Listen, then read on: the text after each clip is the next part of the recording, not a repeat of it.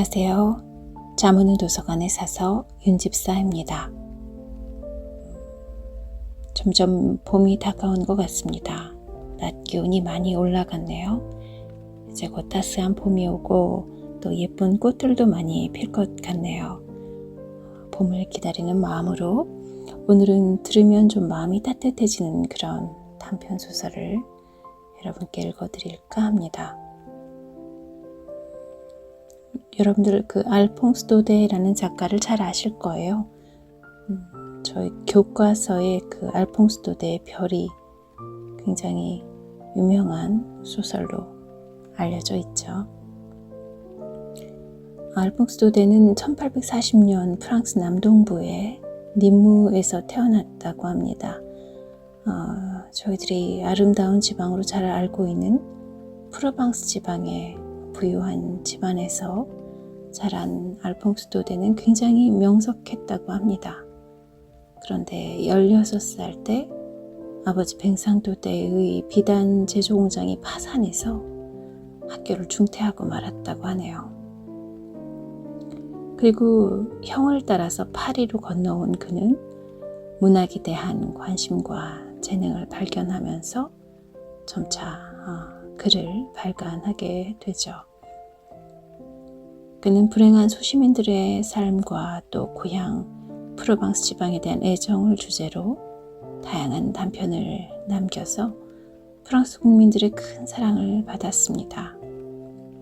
우리에게 잘 알려진 이 별이란 소설도 그중 하나죠. 알퐁스 도데는 1897년에 57세의 나이로 생을 마감하네요. 이 알퐁스 도데의 아름다운 단편 소설 몇 개를 읽어드릴까 합니다. 편안한 마음으로 들으시면서 힘들었던 하루를 아름답게 편안하게 마무리하시길 바랍니다. 별, 프로방스 지방의 어느 양치기 이야기. 리브롱에서 가축들을 지키던 시절 나는 몇 주 동안 살아있는 사람이라고는 구경도 못한 채 목초지에서 나의 개 라브리와 양떼를 데리고 홀로 지내곤 했다. 가끔씩 몽두리르 산의 은둔자가 약초를 찾기 위해 지나가거나 산악지대 석탄 상인의 시커먼 얼굴이 보이기는 했다. 그러나 그들은 순진했고 늘 고독하게 지낸 나머지 말하는 것을 별로 좋아하지 않았으며 산 아래 마을이나 도시에서 무슨 이야기들이 오가는지 전혀 모르는 사람들이었다. 그래서 나는 보름마다 우리 농가의 노새가 보름치 식량을 가져오느라 방울소리를 내며 올라올 때면, 그리고 우리 농가 꼬마 녀석의 명랑한 얼굴이나 연로한 노라드 아주머니의 젓갈색 두건이 서서히 나타나는 게 보일 때면 정말로 행복했다. 나는 그들에게 산 아래에 있는 고장의 소식들을 전해달라고 했다. 세례, 결혼 등등. 내가 특히 관심을 갖고 있는 것은 주인 부부의 딸이 어떻게 지내는지에 관한 소식이었다. 백리안에서 가장 예쁜 우리 스테파네트 아가씨 말이다. 너무 관심 있는 티를 내지 않으면서도 나는 스테파네트 아가씨가 축제나 저녁 모임에 자주 가는지, 그녀의 환심을 사려는 청년들이 여전히 드나드는지 묻곤 했다. 나처럼 가난한 산속의 양치기에게 그런 일들이 무슨 소용이냐고 묻는 사람이 있다면 나는 이렇게 대답하련다. 그때 나는 20살이었고 스테파네트 아가씨는 그동안 내가 만난 여인 중에서 가장 아름다웠다고 말이다. 내가 보름치 식량을 기다리고 있던 어느 일요일, 식량이 아주 늦게 도착하는 일이 생겼다.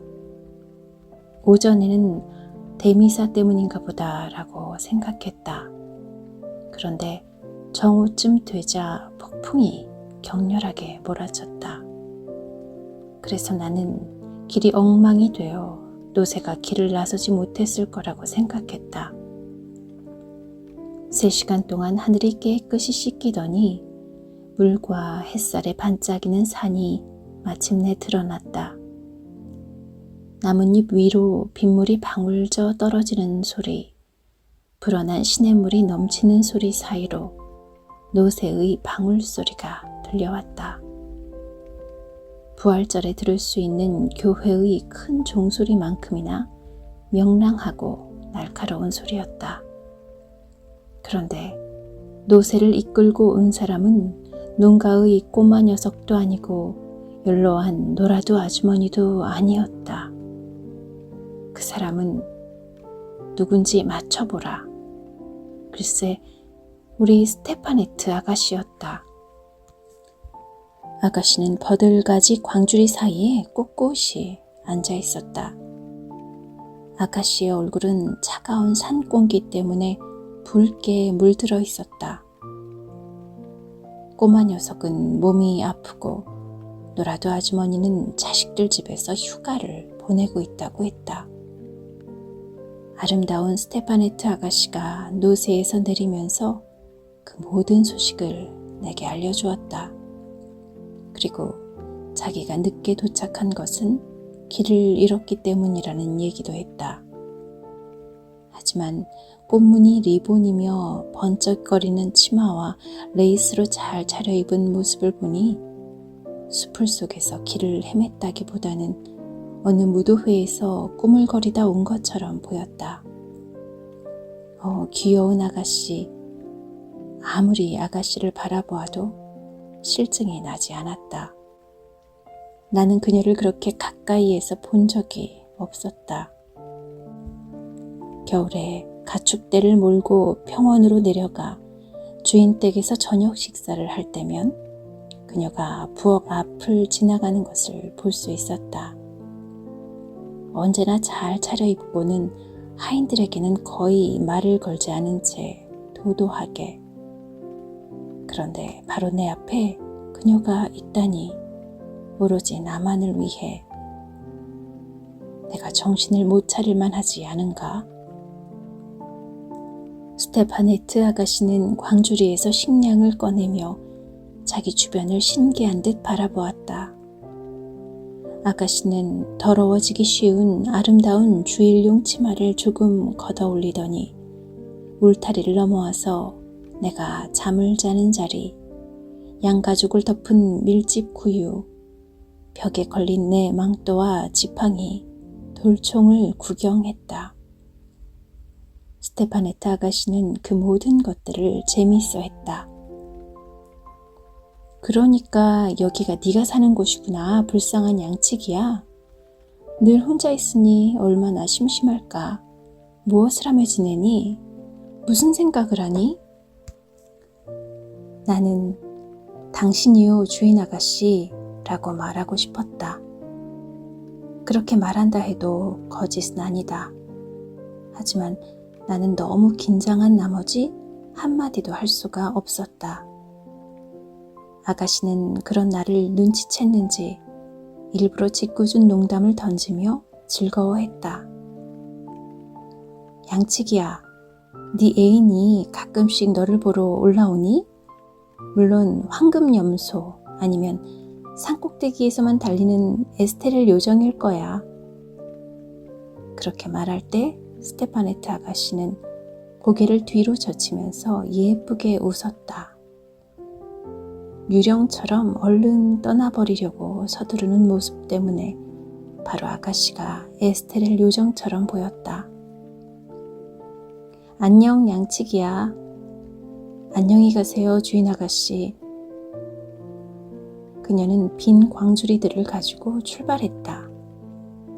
그녀가 비탈진 오솔길에서 사라졌을 때 노새의 발굽 아래서 굴러다니던 조약돌들이 하나씩 하나씩 내 가슴 위로 떨어지는 것만 같았다. 나는 그 소리를 아주 오랫동안 들었다. 그러고는 날이 저물 때까지 마치 조는 사람처럼 그대로 있었다. 내 꿈이 달아나 버릴까봐 두려워서 차마 움직이지도 못한 채 저녁 무렵 깊은 계곡들이 파란 빛을 띠기 시작하고 양들이 목장으로 돌아오기 위해 음매하면서 서로 몸을 밀착시킬 때 내리막길에서 누군가 나를 부르는 소리가 들리더니 우리 아가씨가 나타났다. 조금 전처럼 웃고 있는 게 아니라 추위와 무서움과 축축함 때문에 떨고 있었다. 소나기로 불어난 소르그 강을 건너려다 물에 빠질 뻔한 모양이었다. 끔찍한 일은 한밤중이 된 이상 농가로 돌아갈 생각을 해서는 안 된다는 것이었다. 우리 아가씨 혼자서는 결코 지름길을 찾지 못할 것이며 나는 양떼를 떠날 수 없었기 때문이다. 아가씨는 산에서 밤을 보내야 한다는 생각에 많이 괴로워했다. 특히 가족들의 염려 때문이었다. 나는 최선을 다해 아가씨를 안심시켰다. 7월은 밤이 짧아요, 아가씨. 나쁜 순간을 잠깐만 보내면 돼요. 나는 얼른 불을 크게 피워서 아가씨가 발과 소르그 강물에 완전히 젖은 원피스를 말리게 했다. 그러고 나서 우유와 크림치즈를 아가씨 앞에 갖다 놓았다. 그러나 그 불쌍한 소녀는 몸을 덮일 생각도 먹을 생각도 하지 않았다. 그녀의 눈에 그렁그렁 맺힌 눈물을 보니 나도 울고 싶어졌다. 그러는 동안 깜깜한 밤이 되었다. 산꼭대기에는 지는 해의 뿌연 빛밖에 남아있지 않았다. 나는 아가씨가 목장 안으로 들어가서 쉬기를 바랐다. 나는 신선한 지푸라기 위에 훌륭한 새의 가죽을 깔고서 아가씨에게 잘 주무시라고 말했다. 그러고는 밖으로 나가서 문 앞에 앉았다. 내 피를 타오르게 하는 사랑의 불길에도 불구하고 나쁜 생각은 전혀 들지 않았다. 신이 나의 증인이다. 양떼들은 호기심 어린 눈으로 아가씨를 들여다보고 있었다. 세상 어느 양보다도 소중하고 순결한 스테파네트 아가씨가 내 보호를 받으며 쉬고 있다고 생각하니 마음이 뿌듯했다. 밤하늘이 그토록 심오하고 별들이 그토록 반짝여 보인 적은 처음이었다. 갑자기 목장의 격자 울타리가 열리더니 아름다운 스테파네트 아가씨가 나타났다. 아가씨는 잠을 이룰 수가 없었던 것이다. 가축들이 움직이다가 지푸라기 소리를 내거나 꿈을 꾸다가 음매 울어댔기 때문이다. 아가씨는 불 가까이 오고 싶어 했다. 나는 아가씨 어깨에 내 양가죽을 얹어주었다. 나는 불꽃을 살렸고 우리는 서로 가까이 앉아 아무 말 없이 그대로 있었다. 별이 총총한 야외에서 밤을 보낸 적이 있다면 모두가 잠든 그 시간에 신비로운 세계가 고독과 침묵 속에서 깨어난다는 것을 알 것이다. 샘물은 훨씬 더 맑은 소리로 노래하고 연못들은 작은 불꽃을 피운다. 산의 모든 정령들이 자유로이 오고 가며 공기 중에는 미세한 소리들이 가볍게 스치고 난다. 마치 나뭇가지와 풀이 자라는 소리처럼. 낮이 살아있는 존재들의 세상이라면 밤은 사물들의 세상이다. 그런 것에 익숙하지 않으면 두려워진다. 그래서 우리 아가씨도 부들부들 떨더니 조금만 소리가 나도 내게 꼭 달라붙었다.